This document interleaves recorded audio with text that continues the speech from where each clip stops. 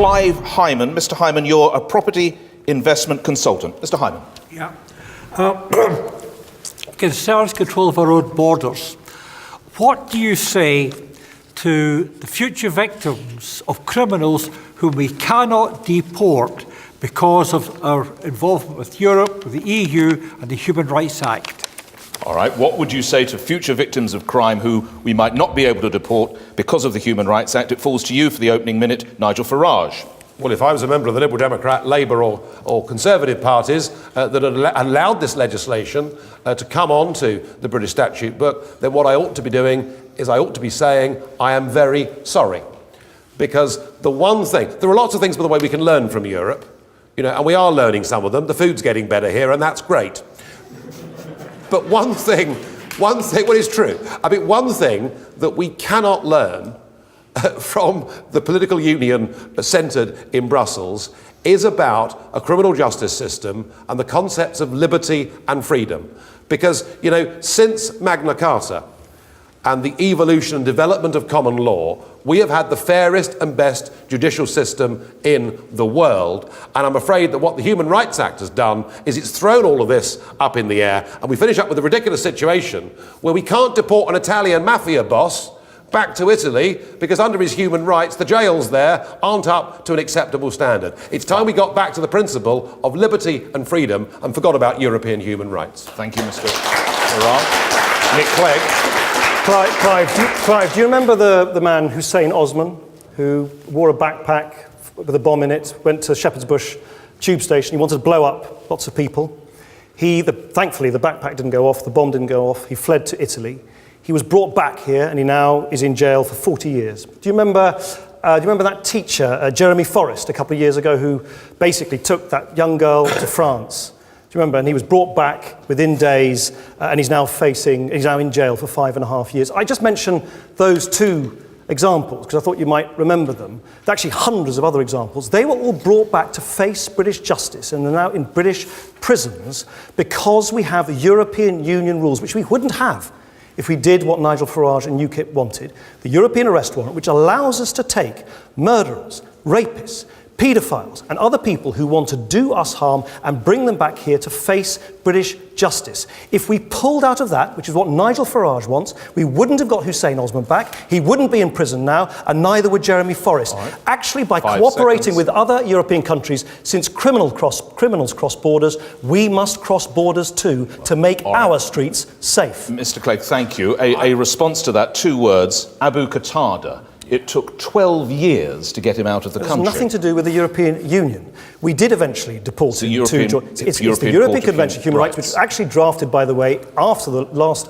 war by British lawyers. It's incorporated into British law. It is not the European Union. European Union member states are signatories to it. But it is simply wrong to claim that somehow our streets would be safer if we robbed... And look, again, don't believe my word for it or Nigel Farage's. One of the most senior police officers in this country, Sir Hugh Ord, the head of the Association of Chief Police Officers, said the European arrest warrant is, in his words, an essential weapon in the fight against organised crime. How on earth is it possible for UKIP to claim it is somehow patriotic to make our streets less safe? Right. Well, how on earth is it possible that you can claim that somehow you're standing up for Britain if you would not actually extradite and bring back hundreds of people to face British justice? This really gets to the heart. This really gets to the heart, doesn't it, of the differences between us. And by the way, I don't agree with Nick. That would be a shock. Nick, we signed our first extradition treaty in this country in 1174, 850 years ago. We currently have extradition treaties with 92 different countries all over the world. Yes, we have to cooperate on cross-border crime. We do it through extradition treaties, and we do it through organisations like Interpol, which we've been working in since 1923. All right? I, of course, want us to have sensible extradition laws, not just with the EU, but all over the world. The European arrest warrant is totally unnecessary. And can I say that for someone like Andrew Symeou from North London to be dragged off without the production of any prima facie evidence, to be left to rot in a Greek hellhole for over a year without his rights of habeas corpus, I think is an abomination. And how you can call yourself a liberal, this is fantasy. how you can call yourself a liberal and to support the destruction of all the great principles of British liberty by signing up to European law, I do not know. All right, Again, Mr.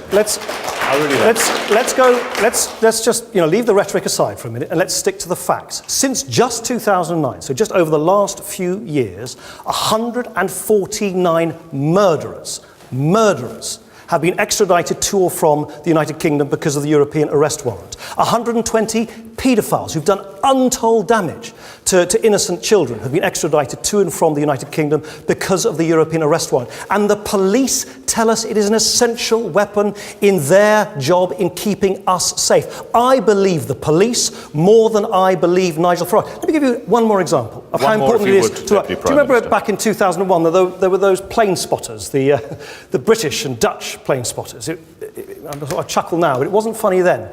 They got caught up in the Greek legal system. They ended up in Greek jail. They had no idea what was being told to them. They had no idea what charges were being brought against them. They had no legal assistance.